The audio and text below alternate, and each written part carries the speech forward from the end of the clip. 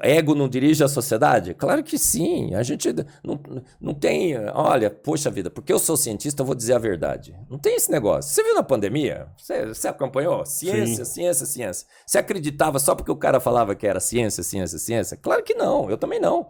Eu queria ver se era mesmo. Cara, mas então, se a gente pegar, por exemplo, a anta e o elefante ali, eles não são... teoricamente, o mesmo animal. Vamos falar do chimpanzé? Porque a comparação que eu ia fazer... O chimpanzé é melhor. Teoricamente, o homem e o chimpanzé. Roberto, falaram que nós somos apenas 1% diferente dos chimpanzés. 99% semelhantes no genoma, não falaram? Já ouvi isso. E que isso seria uma prova absoluta da nossa ancestralidade símia comum. Que há 10 milhões, 15, 20, cada hora eles mudam, né? Que a evolução é a que corre atrás dos dados. A teoria que corre atrás dos dados. Mudou o dado, ela corre atrás. 10, 15, 20 milhões. Tinha lá um hominídeo qualquer que se separou em chimpanzés e humanos. E que nós seríamos 99% parecido com os chimpanzés. Para fazer essa avaliação, que foi um trabalho que saiu na Science, 45% do genoma dos dois foi tirado fora, porque era a parte mais diferente. Entendi. 45% foi tirado fora. O genoma dos chimpanzés é 4,7% maior que o genoma dos humanos. Como é que a gente pode ser só 1% diferente, que só em tamanho já é 4,7%? Ninguém contou isso pra você. Contou, Roberto? Nunca. Contou, Rodrigo? Só em tamanho é 4,7%. Tiraram 45% do genoma fora. Tudo que era diferença foi... Esse aqui não conta, esse aqui não conta. Só a semelhança que foi ressaltada. Chegaram e falaram para o mundo, somos apenas 1% diferente dos chimpanzés. Olha só. Agora, apenas 1%? Se fosse 1% só, qual é o tamanho do nosso genoma? Vamos lá, Rodrigo. Não aperta. Pô, é igual uma galáxia aí. É, igual uma galáxia. É 3,2 bilhões de pares de bases. Quanto que dá 1% de 3,2 bilhões? Cara, dá tempo pra caralho, né? Se fosse 2%, 600 mil pares de bases. Isso é um Big bem evolutivo. Mas o pior é que a gente foi pegar todo o genoma agora, sem essas manipulações que eles fizeram, e fomos comparar, dá até 33% diferente. Eu ponho no meu livro, Fomos Planejados, eu discuto isso. Isso dá 1 bilhão de pares de bases. E você pode dar uma eternidade que dois seres não vão se diversificar em 1 bilhão de pares de bases de mutações que contribuíram para a sofisticação do ser. Cara, com 1 bilhão de pares de bases dá pra gente montar um boneco novo ali, ó. Né? Dá pra nascer um outro ser ali, que não é nenhum e nem outro, né? É uma brincadeira. Eu falo, precisaria de 2 eternidades evolutivas pra gente se diferir em 1 bilhão de pares de bases. Pior, foram comparar agora não mais a genômica, mas a proteômica, o quanto a gente tem de proteínas. Fizeram um estudo em sílico, só com os bancos de dados, a gente é 80% diferente em proteínas. Acabamos de terminar um projeto no Mackenzie, no meu laboratório, que a gente pegou sangue, plasma de chimpanzé e humano, pools de 16. Fizemos uma comparação com a tecnologia mais avançada que tem para proteoma hoje no mundo. Sendo extremamente conservador, porque a gente precisa ser, senão vão criticar, quanto que nós somos diferentes? 66% diferente em proteína. Nosso cérebro é 4 vezes maior. A gente fala, a gente raciocina, a gente fala e escuta, porque a gente tem 2 regiões nos nossos neurônios, regiões neuronais, uma é a região de Broca, outra nunca lembro o nome, que controla a fala e controla o entendimento da fala. Chimpanzé não tem essas regiões. Ele nunca falará. Os biólogos falam, não, sabe por quê? É porque a laringe, a faringe, que se mudar um pouquinho, eles vão começar a falar. Nunca falarão. O papagaio fala. Fala. O Monark falou essa aí. Professor, papagaio fala. Papagaio não fala. Você já viu um papagaio aqui? Chama um papagaio para fazer um podcast.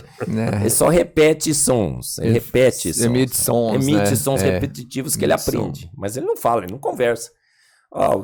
A gente transpira pela pele, eles transpiram pelo pelo.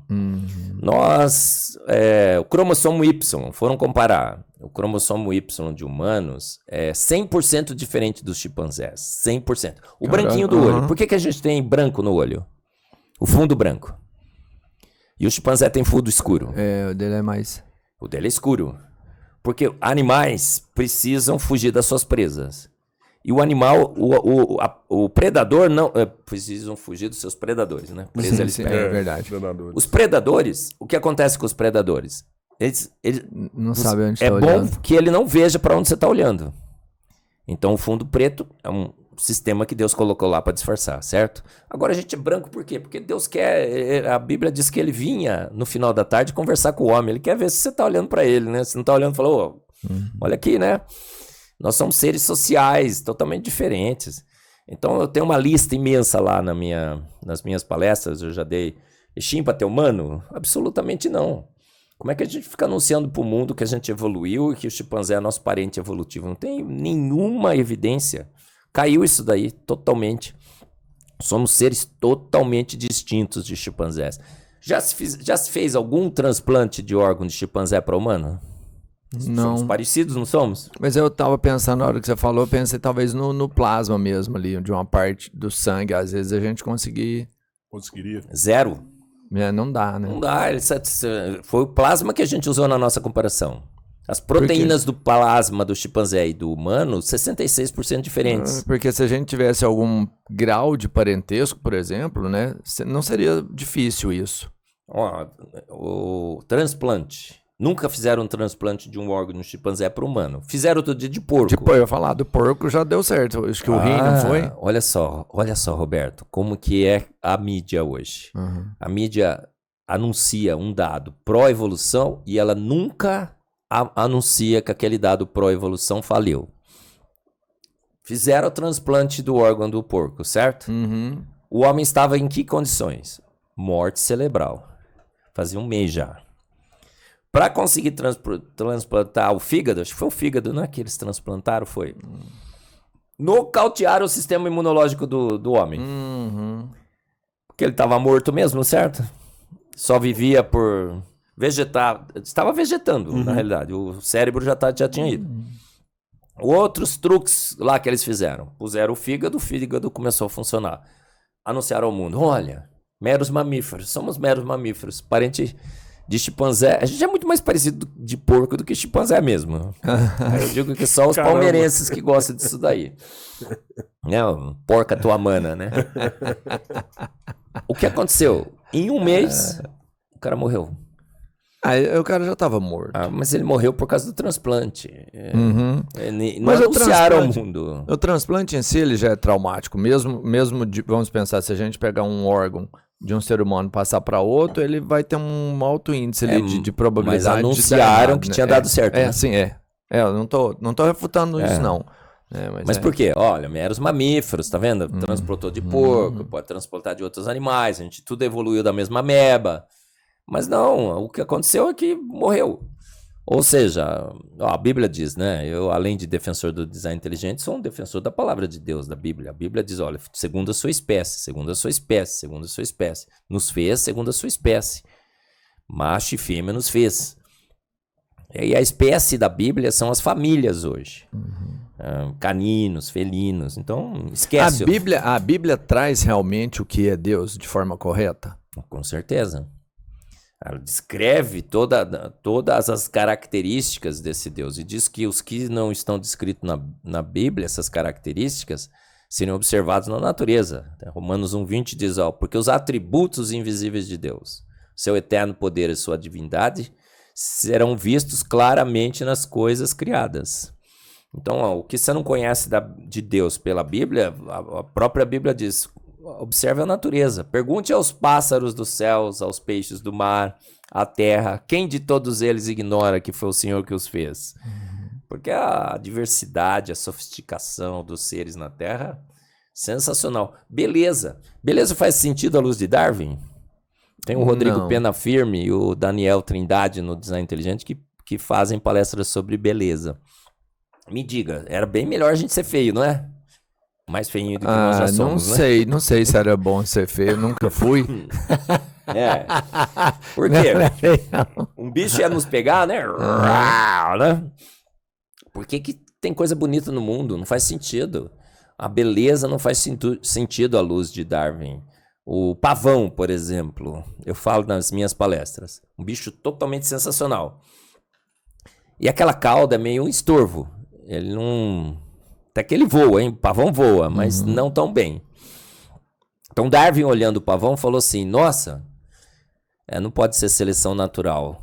Não pode ser a sobrevivência do mais apto. Isso daí está atrapalhando ele. Muito mais pesado, visível, né? Aí ele disse, isso é seleção sexual. As fêmeas vêm do pavão cada vez mais colorido, apavoado, né? Todo bonitão. Começaram a escolher os mais bonitos, preterindo os mais feios. Isso foi fazendo com que a cauda do pavão se desenvolvesse naquelas cores magníficas e equações matemáticas complexas que definem aquelas formas. Faz sentido? Claro que não. Primeiro que as cores não são corantes nem pigmentos. É um jogo de ótica. Não existe uma cor verde, amarela, dourado na cauda do pavão, Roberto. Aquilo lá é um jogo de ótica, chama iridescência. Em cada uma daquelas regiões, definidas por equações matemáticas complexas, nós temos uma grade específica de penugens, grade de iridescência.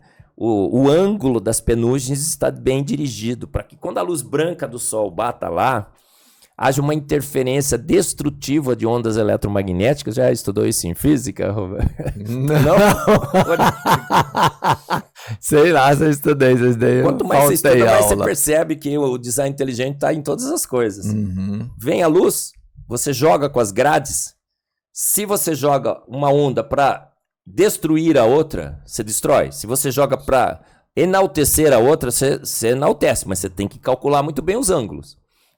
Que vai ser refletido ou não, né? Quando sai azul, aquilo lá foi calculado para enaltecer o azul e destruir as outras, porque a luz branca é RGB, vermelho, verde e azul. Cada uma daquelas regiões tem uma grade específica para uma cor específica, que reflete. Então aquilo lá é um jogo de ótica. Quem fez conhecia o comprimento de onda da luz, conhecia as naturezas eletromagnéticas da luz, e conhecia como fazer grades de iridescência. E conhecia matemática para, através de matemática, definir as regiões na pena do pavão, aquele olho, aonde ele colocaria aquele efeito. Isso é óbvio.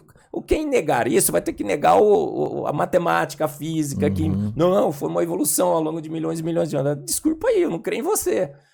Só isso. Eu acho que você está meio fora da caixinha. Eu que estou fora da caixinha, muito pelo contrário. Aí, pior, foram fazer uma pesquisa com as pavoas. Eu falo no meu livro, Fomos Planejados.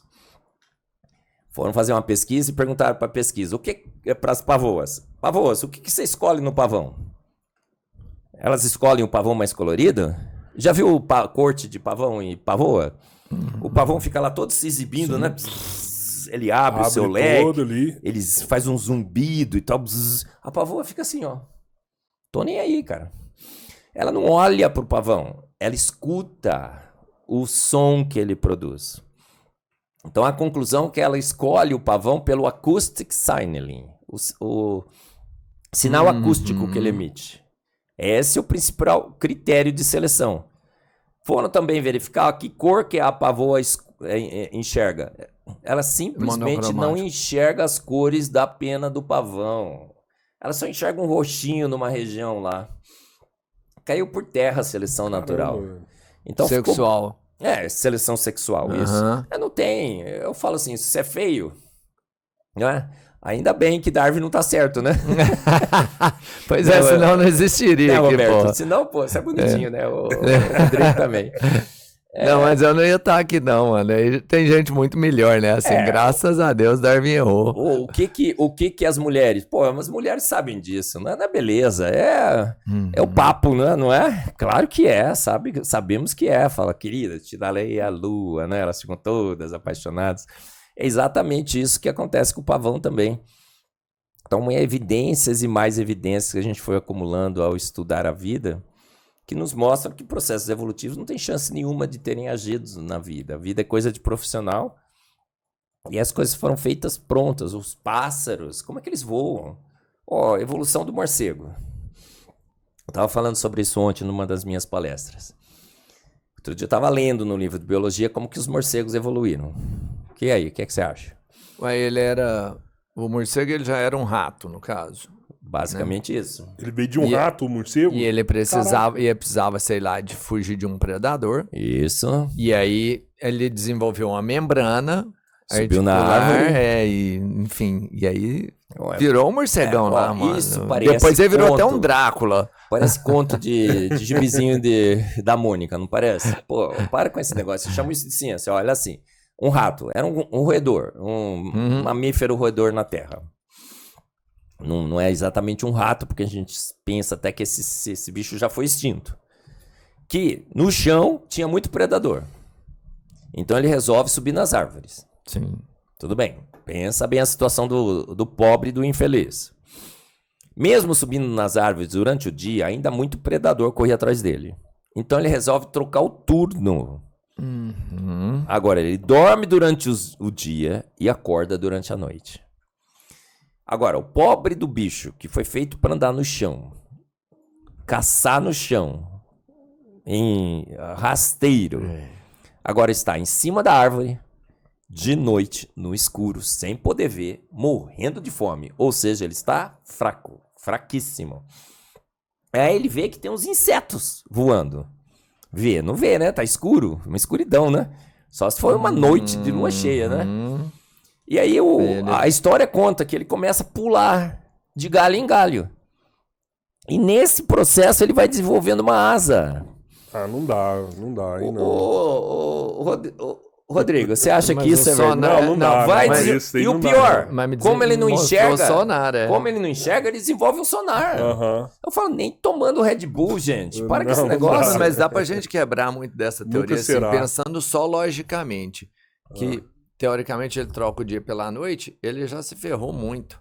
Porque a maioria dos predadores estão à noite. Ou foi ele que desencadeou todo esse desenvolvimento. Não, mas você percebe? Roberto... Porque se ele começou a ir pra noite, e ele atraiu todos os outros predadores pra noite também. Então, por isso que a maioria dos predadores estão caçando à noite. Foi o morcego que evoluiu todo mundo. Como que o morcego sobreviveria à noite caçando no escuro?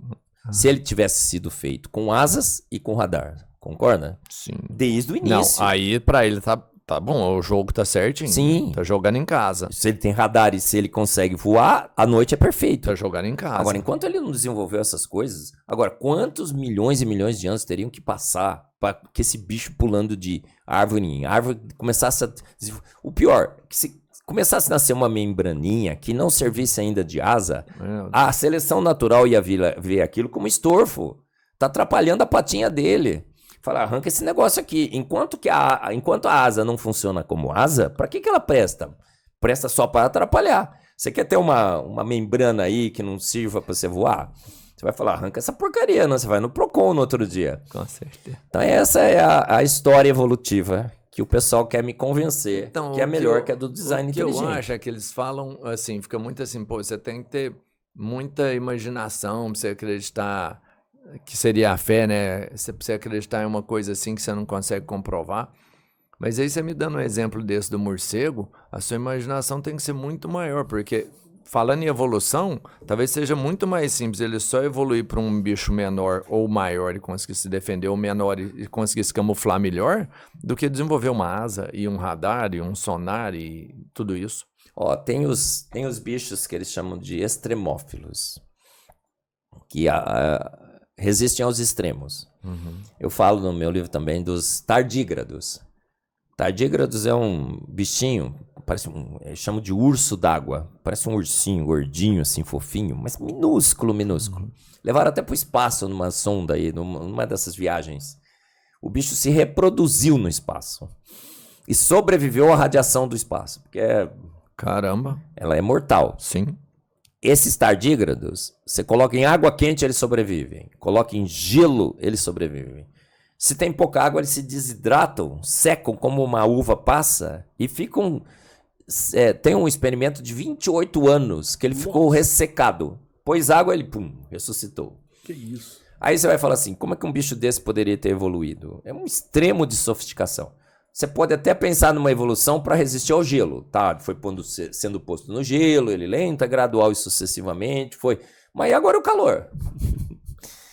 E o espaço sideral? Água, sem água, porra. E sem água. Então são muitas variáveis que ele resiste. É um bicho extremamente sofisticado que só poderia ser obra de um profissional. Não dá para você imaginar, nem sequer imaginar. Falta a imaginação, porque imaginação os biólogos evolucionistas têm de sobra, né?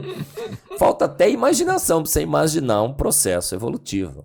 A vida é coisa de profissional, a gente percebeu isso, e por isso que o design inteligente cresce no mundo inteiro, cada vez mais adeptos, e cada vez mais evidências de que, de fato, é a melhor teoria sobre as nossas origens.